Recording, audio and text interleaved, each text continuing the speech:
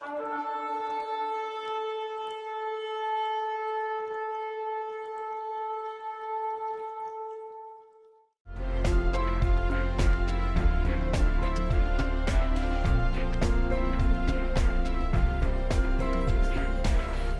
de gens s'intéressent aux prophéties bibliques, mais rares sont ceux qui connaissent leur véritable signification et leur utilité.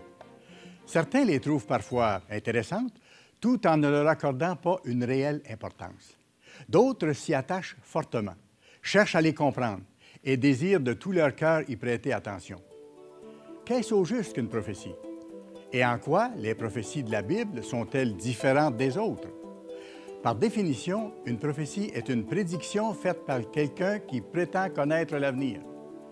Les érudits affirment avec assurance que nul ne peut vraiment prédire l'avenir et qu'il faut être très brave et même un peu fou pour s'y risquer.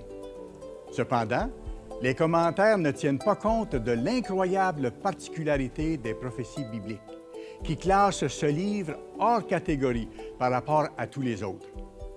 Annoncer l'avenir de façon précise et logique n'est pas à la portée d'un être humain. Même les meilleurs stratèges reconnaissent que la prédiction d'événements futurs, particulièrement ceux de nature géopolitique, est difficile à court terme et pratiquement impossible à long terme, si l'on veut être précis. Toutefois, le Dieu de la Bible déclare qu'il a le pouvoir de prédire l'avenir, et non seulement de le prédire, mais de faire en sorte que ces prédictions se réalisent. Restez à l'écoute.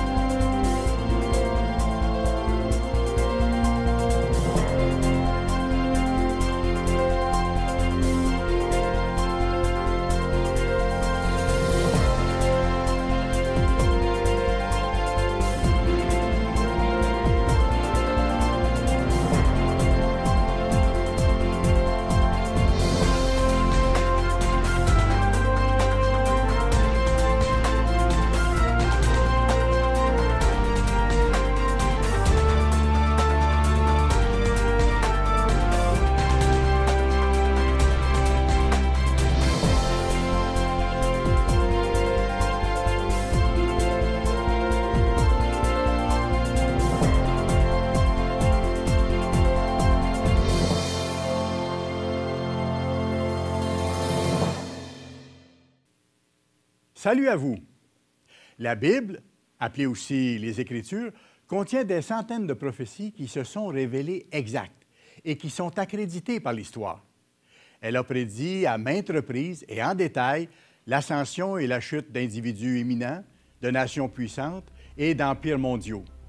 À titre d'exemple, laissez-moi vous parler de l'histoire fascinante de la ville de Tyr. Mentionnons d'abord que le prophète Ézéchiel, vers 585 avant Jésus-Christ, a prédit la destruction de cette ville, l'une des plus grandes du monde antique. Elle était implantée sur une île, au centre d'un réseau marchand maritime qui contrôlait le commerce méditerranéen. C'était un centre commercial prospère, entouré de murs de 45 mètres de haut, réputé imprenable, parce que ses habitants s'étaient réjouis de la prise de Jérusalem par le roi de Babylone et qu'ils spéculaient sur la possibilité d'accéder aux précieuses routes commerciales terrestres qui passaient par Jérusalem. Dieu a énoncé, par la bouche du prophète Ézéchiel, une série de prophéties sur le sort que devait connaître cette cité. Voyons ce que rapportent les Écritures. Parce que Tyr a dit sur Jérusalem, « Ah ah, elle est brisée, la porte des peuples. On se tourne vers moi, je me remplirai. Elle est déserte. » À cause de cela, ainsi parle le Seigneur l'Éternel. « Voici, j'en veux à toi, Tyr. Je ferai monter contre toi des nations nombreuses, comme la mer fait monter ses flots. Elles détruiront les murs de Tyr, elles abattront ses tours, et j'en raclerai la poussière. Je ferai de toi un rocher nu. Tu seras un lieu où l'on étendra les filets. Tu ne seras plus rebâti, car moi, l'Éternel, j'ai parlé. » L'histoire rapporte comment les prédictions d'Ézéchiel se sont réalisées. Le premier des multiples envahisseurs à s'abattre comme des vagues contre cette ville fut le roi Nebuchadnezzar. Il assiégea la ville durant 13 ans, de 585 à 572 avant Jésus-Christ. Les Perses prirent ensuite le contrôle de Tyr vers 530. En 332 avant Jésus-Christ, Alexandre le Grand détruisit la partie continentale de la ville et en jeta les débris dans la mer pour construire une voie d'accès permettant d'atteindre la partie insulaire de la ville de Tyr. Au moment où Alexandre s'empara de la forteresse située sur l'île, il fit tomber les murailles et mit la ville en ruine.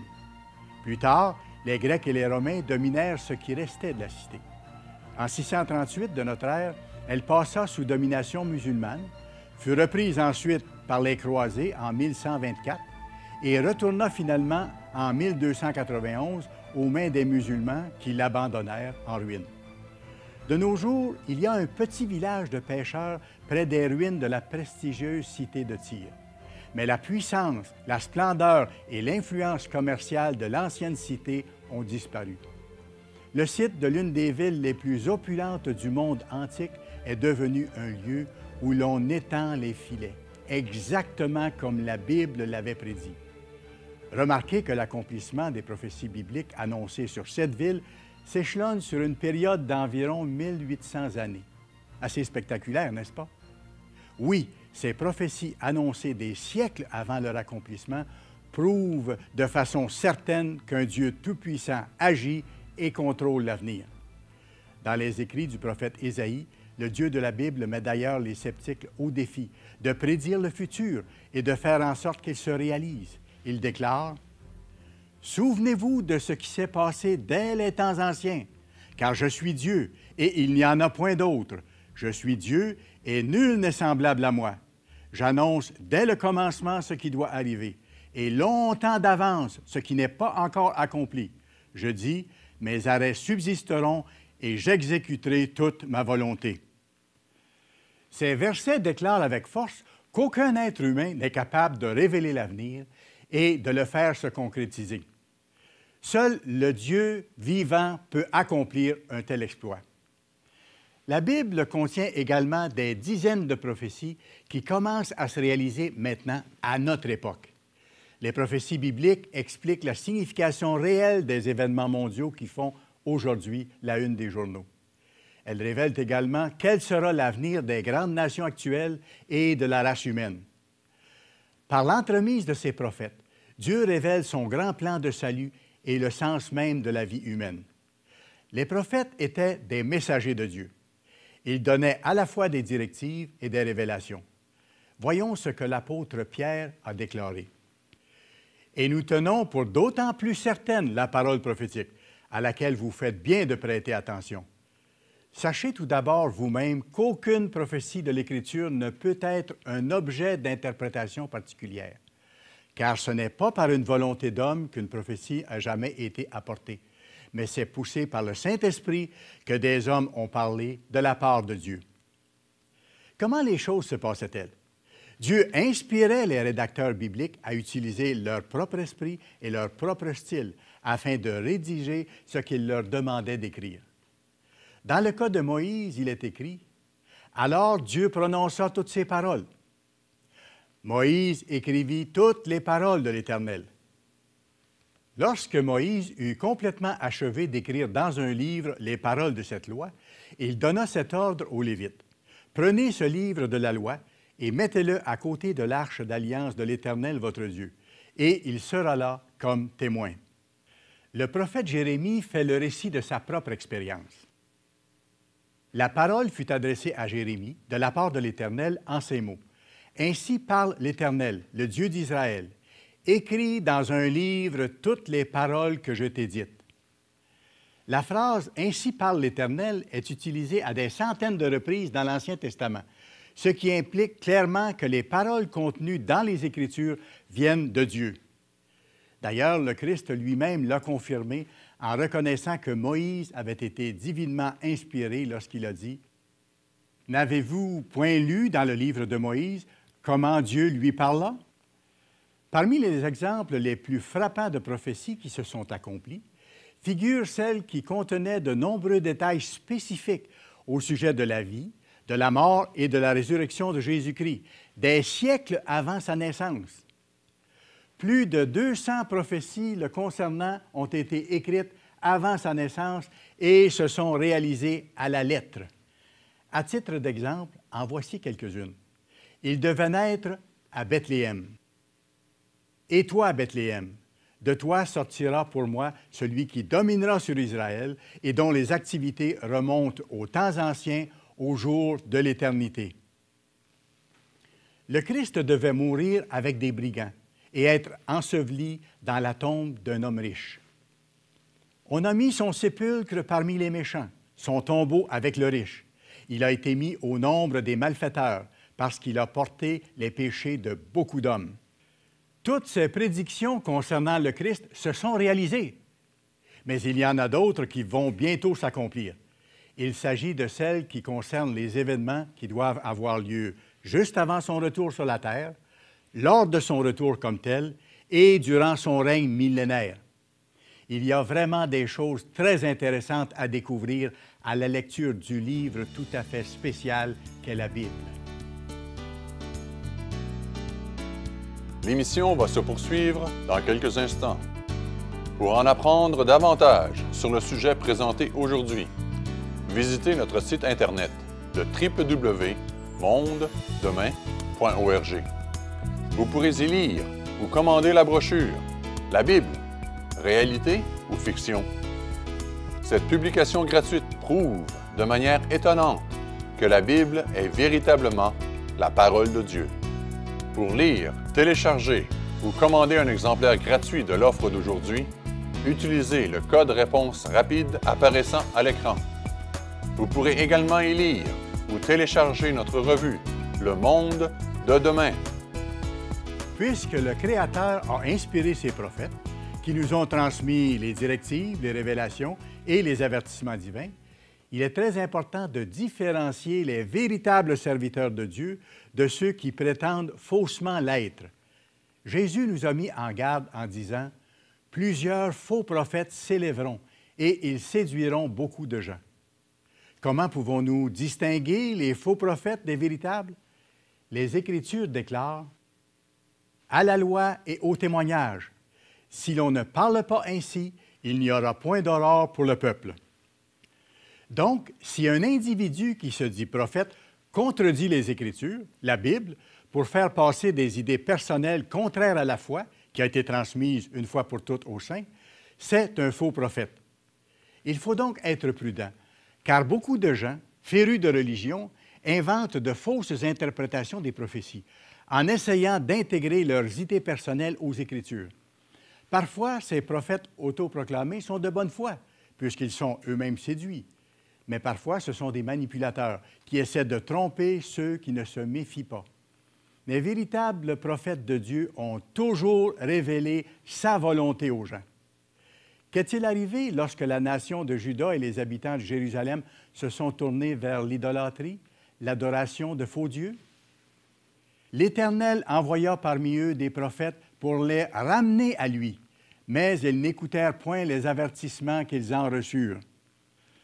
Combien de gens aujourd'hui adorent les idoles modernes que sont le pouvoir, les biens matériels et le statut social? La Bible nous dit que Dieu et Jésus-Christ, son Fils, ne changent pas. Car je suis l'Éternel, je ne change pas. Jésus-Christ est le même hier, aujourd'hui et éternellement. Dieu continue, aujourd'hui encore, d'envoyer ses serviteurs pour ramener à lui ceux qui se tournent vers les idoles et qui s'éloignent ainsi de la voie de vie qui mène au bonheur véritable. Les prophètes, Jésus-Christ lui-même, les apôtres et les autres serviteurs de Dieu ont été des outils précieux dans les mains du Créateur. Il les a utilisés pour s'adresser aux humains, pour leur faire connaître le sens de la vie qu'il leur a donné et l'avenir merveilleux qu'il a en vue pour chacun d'eux. Oui, toutes les prophéties bibliques vont s'accomplir. Plusieurs se sont déjà accomplies et un grand nombre d'entre elles sont encore en attente de réalisation. Dieu, par la bouche de l'apôtre Paul, déclare qu'il ne ment pas et que toutes ses paroles s'accompliront. Plusieurs passages de l'Ancien et du Nouveau Testament le mentionnent clairement. celui qui est la force d'Israël, ne ment point. Car il dit, et la chose arrive. Il ordonne, et elle existe. L'Éternel renverse les desseins des nations. Il anéantit les projets des peuples. Les desseins de l'Éternel subsistent à toujours, et les projets de son cœur de génération en génération. Pourquoi Dieu a-t-il déclaré à l'avance ce qu'il va accomplir? La prophétie a de nombreux objectifs. Nous en verrons quelques-uns. L'émission va se poursuivre dans quelques instants. Pour en apprendre davantage sur le sujet présenté aujourd'hui, visitez notre site Internet de www.mondedemain.org. Vous pourrez y lire ou commander la brochure « La Bible, réalité ou fiction ». Cette publication gratuite prouve de manière étonnante que la Bible est véritablement la parole de Dieu. Pour lire, télécharger ou commander un exemplaire gratuit de l'offre d'aujourd'hui, utilisez le code réponse rapide apparaissant à l'écran. Vous pourrez également y lire ou télécharger notre revue « Le Monde de demain ». Voici donc le premier objectif des prophéties. Avertir et exhorter les gens et les nations au repentir, de sorte qu'ils n'aient pas à subir la correction. Jean-Baptiste a prêché la repentance. Le livre de Matthieu rapporte. En ce temps-là, parut Jean-Baptiste, prêchant dans le désert de Judée. Il disait, « Repentez-vous, car le royaume des cieux est proche. » Puis Jésus-Christ a lui aussi prêché le même message. Marc mentionne, « Après que Jean eut été livré, Jésus alla dans la Galilée, prêchant l'Évangile de Dieu. Il disait, « Le temps est accompli et le royaume de Dieu est proche. Repentez-vous et croyez à la bonne nouvelle. » Comment les gens ont-ils réagi au message de Jean? Les habitants de Jérusalem, de toute la Judée et de tout le pays des environs du Jourdain se rendaient auprès de lui et, confessant leurs péchés, leur transgression de la loi de Dieu, ils se faisaient baptiser par lui dans les eaux du Jourdain. Mais, voyant venir à son baptême beaucoup de pharisiens et de sadducéens, il, Jean, leur dit, « Produisez donc du fruit digne de la repentance. » Nous devons être attentifs à cet avertissement afin de porter des fruits dignes de la repentance. Jésus-Christ promet de protéger tous ceux qui lui sont fidèles, à condition qu'ils se repentent véritablement, c'est-à-dire qu'ils abandonnent leur mauvaise voie. Il est écrit, « Dis-leur, je suis vivant, dit le Seigneur l'Éternel. Ce que je désire, ce n'est pas que les méchants meurent, c'est qu'ils changent de conduite et qu'ils vivent. Revenez, revenez de votre mauvaise voie. Et pourquoi mourriez-vous, maison d'Israël? » Il a dit à l'Église de Philadelphie, par la bouche de l'apôtre Jean, « Parce que tu as gardé la parole de la persévérance en moi, je te garderai aussi à l'heure de la tentation qui va venir sur le monde entier pour éprouver les habitants de la terre. » Un temps d'épreuve sans précédent est sur le point de s'abattre sur notre monde rebelle. Jésus nous a prévenus qu'il y aura une grande détresse, une grande tribulation à la fin de l'époque actuelle. Mais Dieu protégera ceux qui écoutent ses avertissements prophétiques et changent leur façon de vivre. Voyez ce qui est écrit. « Car alors, la détresse sera si grande qu'il n'y en a point eu de pareil depuis le commencement du monde jusqu'à présent, et qu'il n'y en aura jamais. Et si ces jours n'étaient abrégés, personne ne serait sauvé, personne n'aurait la vie sauve. Mais à cause des élus, ces jours seront abrégés. » Le livre de Jonas nous révèle l'un des rares exemples d'un peuple qui a changé ses voies parce qu'il avait pris très au sérieux un avertissement de Dieu. Sommes-nous capables de nous repentir, tant à l'échelle nationale qu'individuelle? Dieu avait décidé de détruire la ville de Ninive si ses citoyens ne se repentaient pas. Mais ils se sont repentis. Qu'est-il arrivé? Dieu vit qu'ils agissaient ainsi et qu'ils revenaient de leur mauvaise voie. Alors Dieu se repentit du mal qu'il avait résolu de leur faire et il ne le fit pas. Dans ce cas, l'avertissement prophétique a abouti à la bénédiction divine sur ce peuple. Réagirons-nous aux avertissements prophétiques d'aujourd'hui comme les habitants de Ninive l'ont fait à leur époque? Deuxième objectif, avertir les gens en captivité qu'il y a de l'espoir s'ils se repentent. Les prophéties révèlent que beaucoup de ceux qui ne se seront pas repentis avant se souviendront au cours de la grande tribulation des avertissements divins et qu'ils se repentiront. Dieu donne cet avertissement et cette promesse à ceux qui passeront par la captivité à venir. L'Éternel vous dispersera parmi les peuples, et vous ne resterez qu'un petit nombre au milieu des nations où l'Éternel vous emmènera. Et là, vous servirez des dieux, ouvrages de main d'homme, du bois et de la pierre, qui ne peuvent ni voir, ni entendre, ni manger, ni sentir. C'est de là aussi que tu chercheras l'Éternel, ton Dieu, et que tu le trouveras si tu le cherches de tout ton cœur et de toute ton âme. Au sein de ta détresse, toutes ces choses t'arriveront. Alors, dans la suite des temps, tu retourneras à l'Éternel, ton Dieu, et tu écouteras sa voix, car l'Éternel, ton Dieu, est un Dieu de miséricorde, qui ne t'abandonnera point et ne te détruira point. Il n'oubliera pas l'alliance de tes pères qu'il leur a jurée. Jésus a dit que l'Évangile du royaume serait prêché dans toutes les nations en tant que témoignage. Cette bonne nouvelle du royaume sera prêchée dans le monde entier pour servir de témoignage à toutes les nations.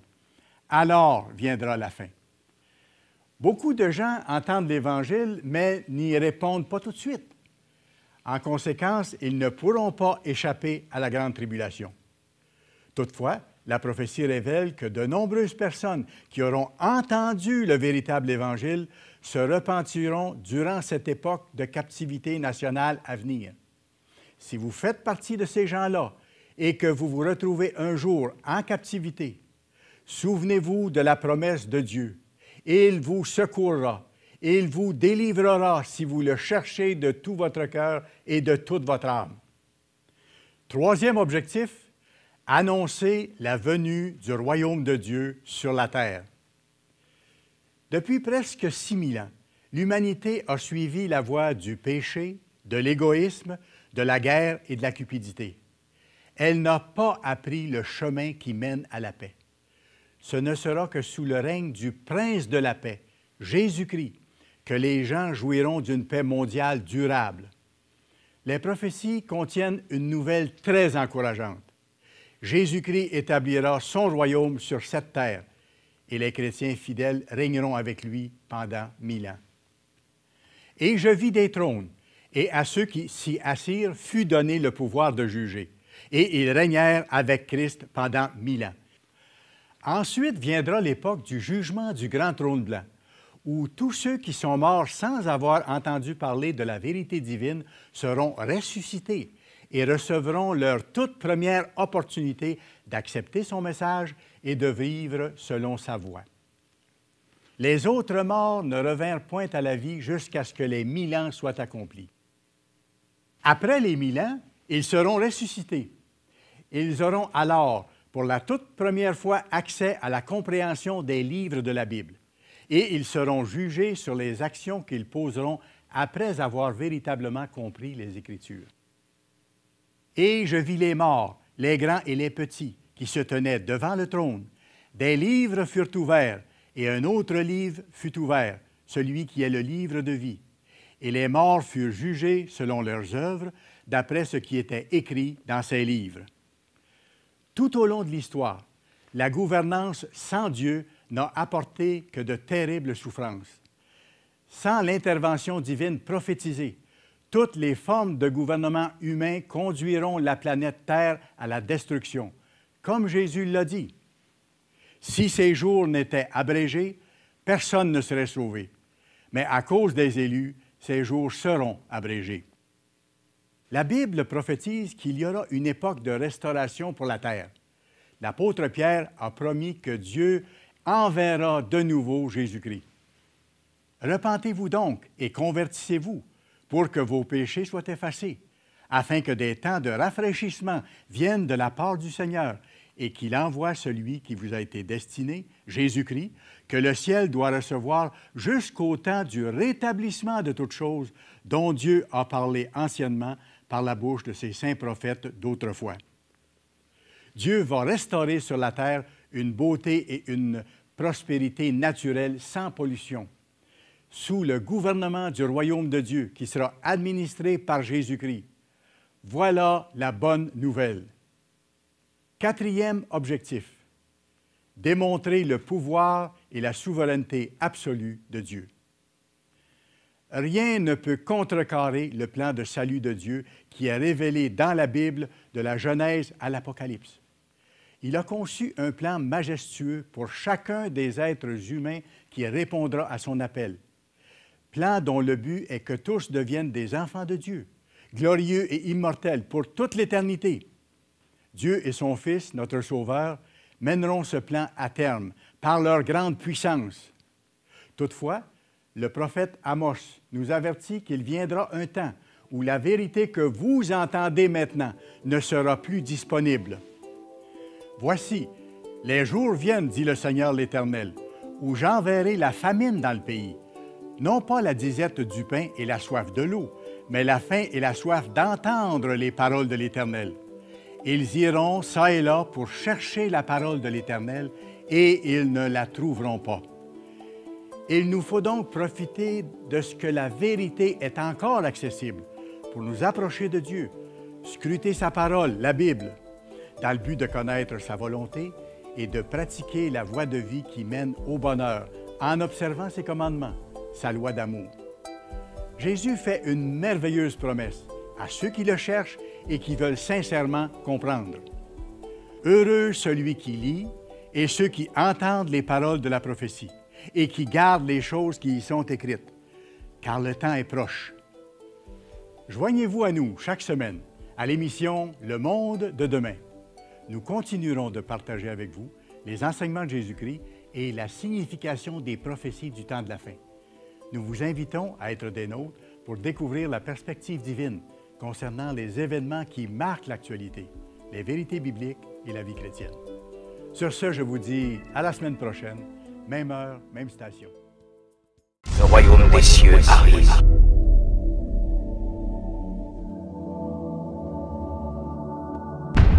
One day, Jesus is coming. You may be at church. You may be at work. You may be asleep. God grant that you will be ready when He makes His personal appearance. My God, what if His appearance occurs